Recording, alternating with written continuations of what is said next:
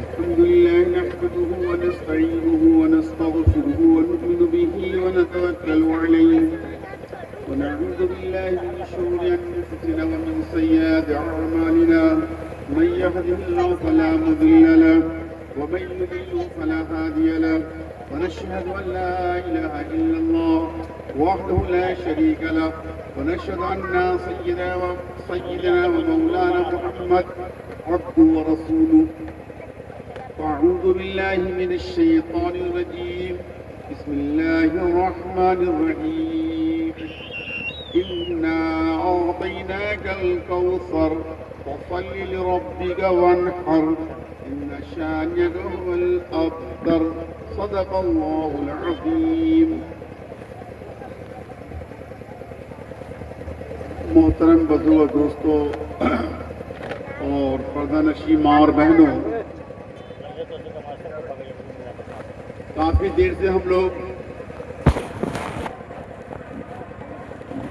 محفل کو سماعت کر رہے ہیں، جس میں قرآن کریم کی تلاوت اور اس کے بعد جو بارگاہ رسالت میں نذرانِ عقیدت پیش کیا اس کو بھی ہم نے سماعت کیا، اور الحمدللہ اب جو ہے تقریر کا سلسلہ شروع ہونا چاہتا ہے.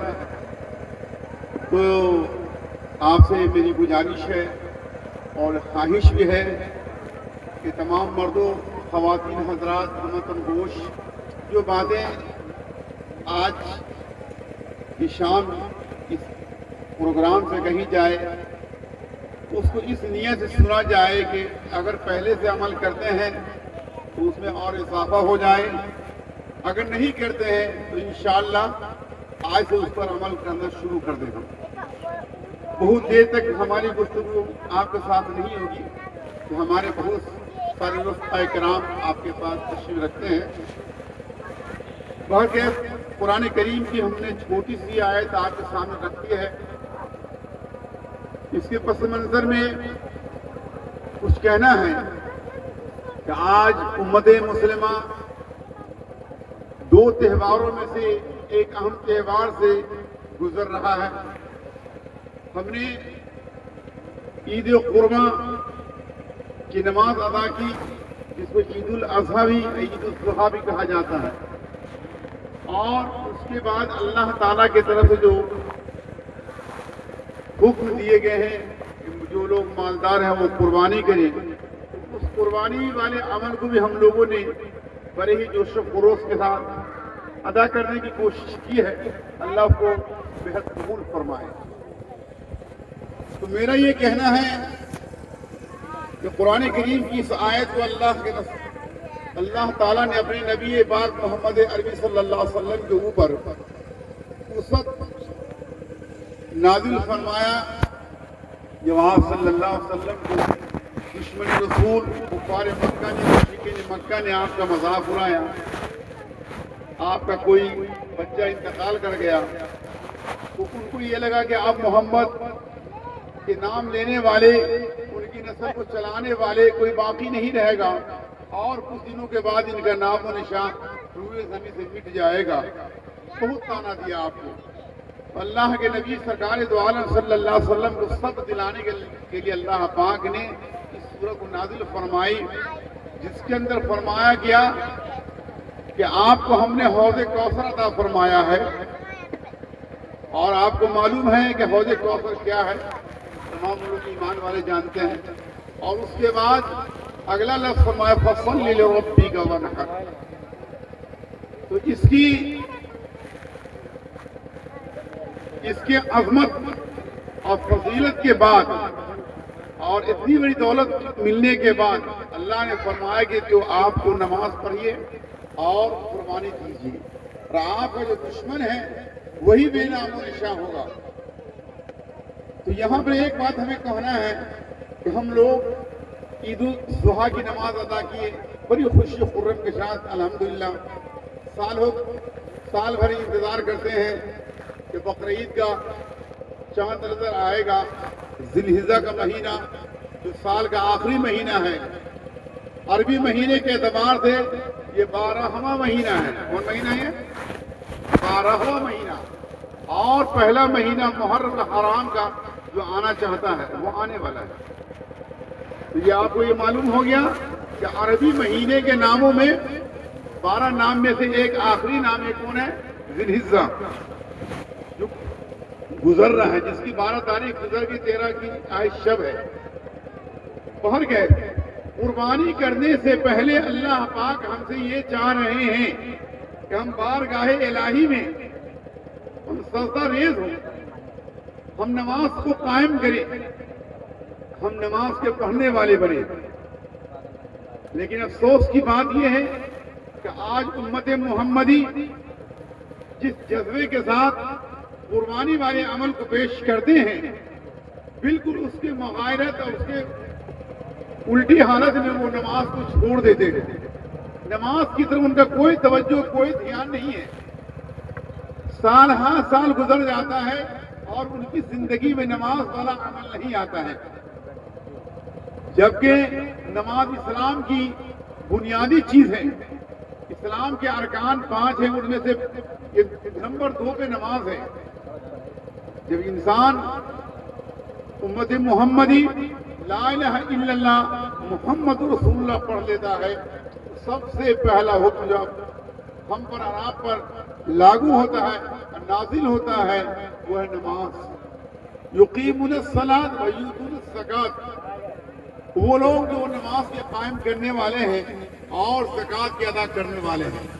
तो मेरी माँ और बहनों, आपसे खुसूसन गुजारिश है कि आप अपनी जिंदगी को नमाज वाली जिंदगी बनाएं। आप अपनी जिंदगी के अंदर नमाज को लाएं। मर्द हजरात तो कम से कम जुमा को नमाज पढ़ लेते हैं, इसी तरह जनाजे के अंदर शरीक हो जाते हैं, ईदैन में शरीक हो जाते हैं। लेकिन हमारी माँ और बहनों के जो हालात हैं वो ना गुफ्ता भी हैं कि उनकी जिंदगी में हमारा जो अपना तज़किया है कि बहुत सारी औरतें तो ऐसी हैं कि जो कभी सजदा ही नहीं करती हैं, कभी सजदा ही नहीं करती हैं और वो दुनिया से चल बसती है। आपको लगता है? आप देखिए, कायनाना निगाह आप अपने इर्द गिर्द में डालिए कि बहुत सारी औरतें हमारे मोहल्ले पड़ोस के अंदर ऐसी हैं जिन्होंने कभी सजदा ही नहीं किया, नमाज ही नहीं पढ़ी, न ईद की नमाज पढ़ी, न बकरीद की पढ़ी, न पंजगाना पढ़ी, न जुमा की नमाज पढ़ी।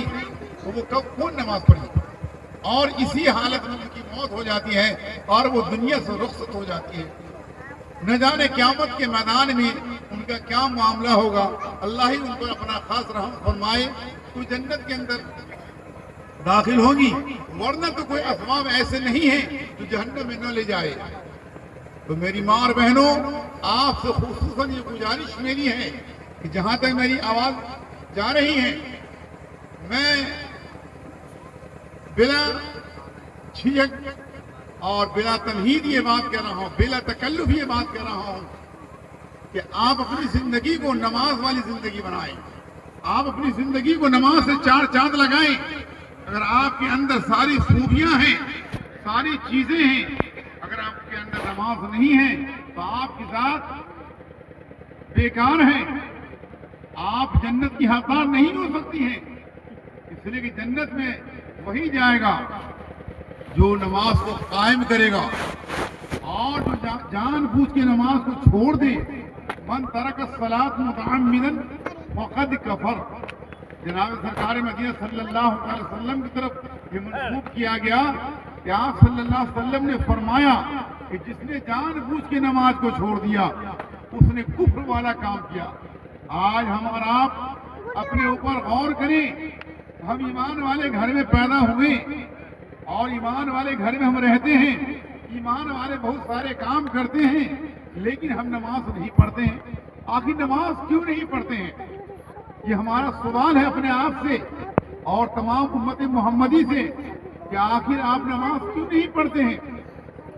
کیا پریشانی ہے، کیا دقتیں ہیں جو اب نماز جیسی محترم کی شان عبادت کو چھوڑ کر اور یہ آخری عبادت جو قربانی واجب ہے، جو صاحب مال پر واجب ہے، اس کو کرنے کے لیے آپ اپنی جان کی قربانی دینے کو تیار ہیں؟ آج ہر آدمی، ہر ایمان والا کوشش کرتا ہے کہ ہمارے آنگن میں قربانی ہو اور ہم عید قربہ کو بخوشی بحسن و خوبی انجام دیں، اور اس کے لیے آپ مہینوں 6 مہینے سے تیاری کرتے ہیں اور ناجائز جائز پیسہ کا انتظام کر کے، حرام پیسے کا انتظام کر کے حلال قربانی کرنے کی کوشش کرتے ہیں۔ یہ کہیں سے صحیح نہیں ہے، یہ اسلام کے روح کے منافی ہے۔ جس ایمان والے کے اندر نماز والی زندگی نہیں ہے، زکوٰۃ والی زندگی نہیں ہے، روزے والی زندگی نہیں ہے، اس سے یہ مطالبہ نہیں ہے، اس سے قربانی کا مطالبہ نہیں ہے۔ آپ نماز نہیں قائم کرتے ہیں، آپ روزہ نہیں رکھتے ہیں، زکوٰۃ کے مہینے میں زکوٰۃ نہیں دیتے ہیں، اپنے مال کا حساب نہیں کرتے ہیں، لیکن جب قربانی کا زمانہ آتا ہے تو آپ فروا سے فروا جانور کی خریداری کرتے ہیں اور قربان چڑھا دیتے ہیں۔ یہ اللہ کو یہ مطلوب نہیں ہے، اللہ کو تو یہ مطلوب ہے کہ آپ نماز پڑھیں۔ یہ جو میں بات کہہ رہا ہوں آپ سمجھ رہے ہیں کہ نہیں؟ تمام لوگوں سے میں کہہ رہا ہوں اور اس کا مخاطب میں خود بھی ہوں کہ ہماری زندگی کے اندر بھی نماز ہو۔ نماز جیسی عبادت اگر ہماری زندگی میں نہیں ہے تو پھر ہم مسلمان نہیں ہیں، جس کے بارے قرآن کریم نے اعلان کیا ہے ادخلوا فی السلم کافہ، کہ آپ مذہب اسلام کے اندر پورے طور سے داخل ہو جائیں۔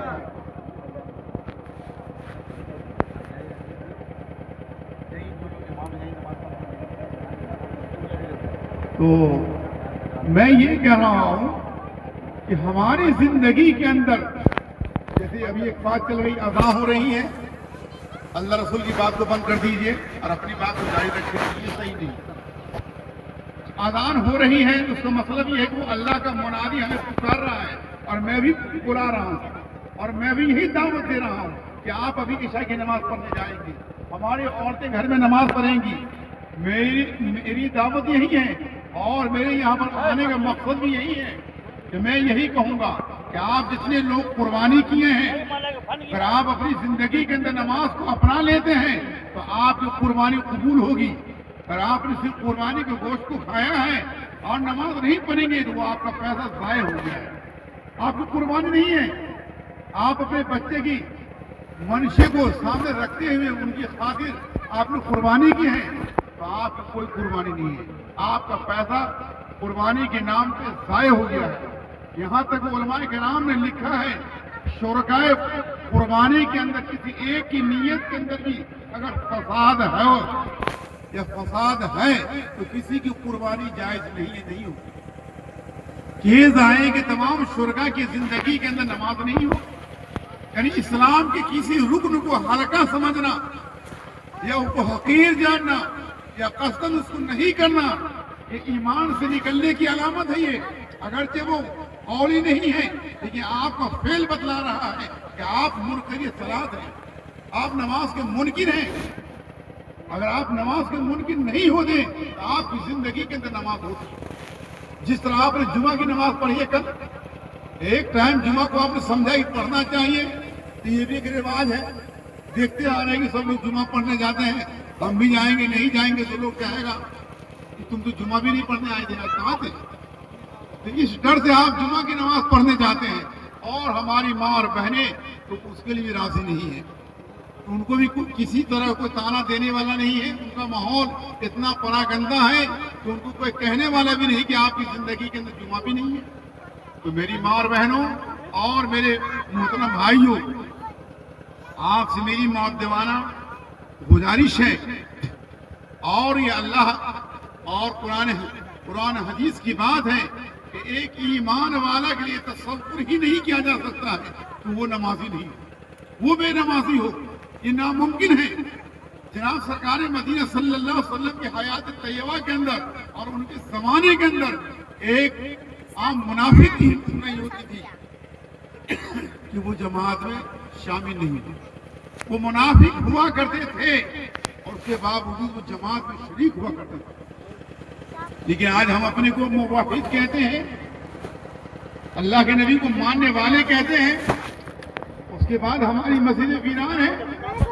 آج ہم لوگ فجر کی نماز میں 4 آدمی تھے, پورا گاؤں پورا محلہ سو رہا ہے, علماء کرام کی ٹیم پہنچی ہوئی ہے عید قربہ منانے کے لیے, لیکن فجر کی نماز میں تمام علماء کرام کی بھی نیند نہیں کھل رہی ہے. ہم تو بولنے کا بہت زیادہ سلیقہ نہیں ہے, لیکن جو بات حقیقت ہے وہ جس طریقے سے کہی جائے وہ صحیح ہے کہ ہمارے جو پڑھے لکھے طبقہ ہیں ان کی بھی فجر کی نماز سونے میں ضائع ہو رہی ہے, عصر کی نماز گھومنے میں ضائع ہو رہی ہے, اور دیگر مشغولیات میں ضائع ہو رہی ہے. اگر اس طرح کا ہمارا بے راہ روی رہا تو ہم بھی وہ پختہ ایمان والے کی جماعت میں ہماری شمولیت نہیں ہو پائے گی.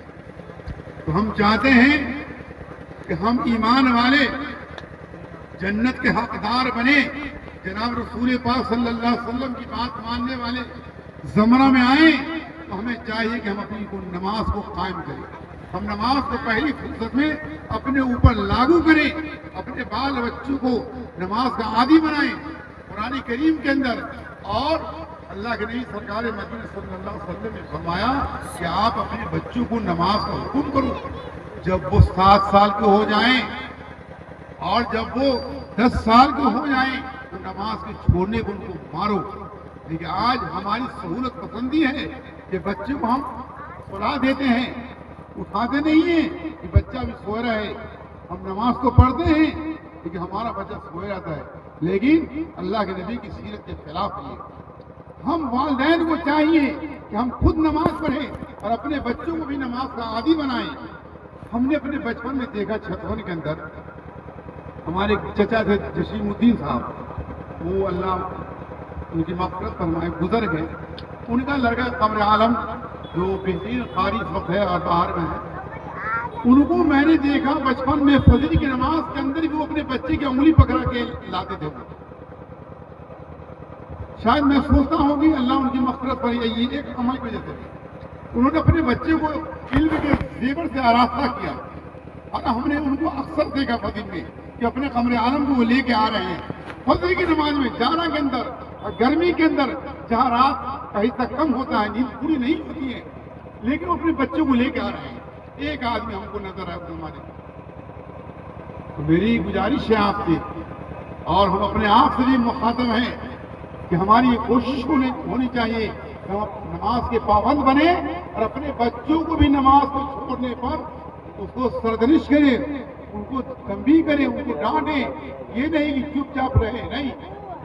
جب بچہ ہمارا کوئی غلط کام کرتا ہے ہم کو ڈانٹتے ہیں, پھٹکارتے ہیں. اپنے سے نہیں ہوتا تو دوستوں سے کہلواتے ہیں. چیز آئے کہ میرا بچہ تاریخ صلاۃ ہو, اللہ کے نبی کے حکم کو توڑنے والا ہو, قرآن کریم کے پیغام کو چھوڑنے والا ہو, کیا ہم چین سے بیٹھ جائیں؟ نہیں. میں نے کہا آپ سے کہ ابھی قربانی کے موسم سے ہم لوگ گزر رہے ہیں, تو کیا بہتر ہوتا کہ آج ہم لوگ عہد کرتے کہ انشاءاللہ آنے والے دنوں میں جو ہم قربانی کریں گے تو نمازی ہونے کی حالت میں ہم کریں گے. ہماری زندگی کے اندر نماز ہونی چاہیے تب قربانی ہے. اگر نماز نہیں ہے تو قربانی کس بات کی ہے؟ نہیں ہے قربانی, ایک دم کھلم کھلا. قربانی واجب ہے مالداروں پر, اور نماز عاقل بالغ مرد عورت سب فرض اور 5 وقت فرض ہے. تو میرے دوستو ٹائم ہو گیا ہے, میں اپنی بات سمیٹ رہا ہوں, جماعت ہونے والی ہے, اور تمام لوگوں سے اور بہنوں سے گزارش ہے کہ آپ اپنی زندگی کے اندر نماز کو قائم کیجئے. قرآن کریم نے اعلان کیا ہے وَصَلِّ لِرَبِّكَ وَانْحَرْ, کہ آپ نماز کو قائم کریں, اس کے بعد قربانی دیں.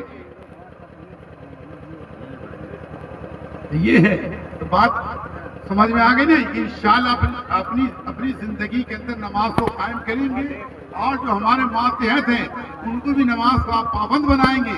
کلکم راعٍ وکلکم مسئول عن رعیتہ, ہر گھر کے نگراں سے اس کی نگرانی کے بارے میں سوال ہوگا کہ آپ نے اپنے بچوں کو نماز کے تنبیہ کی یا نہیں کی، یا اس کو بے راہ روی کے راہ پہ چھوڑے رکھا۔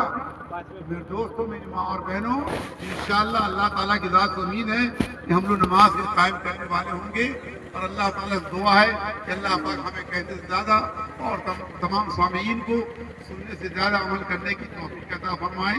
وما علینا الا البلاغ۔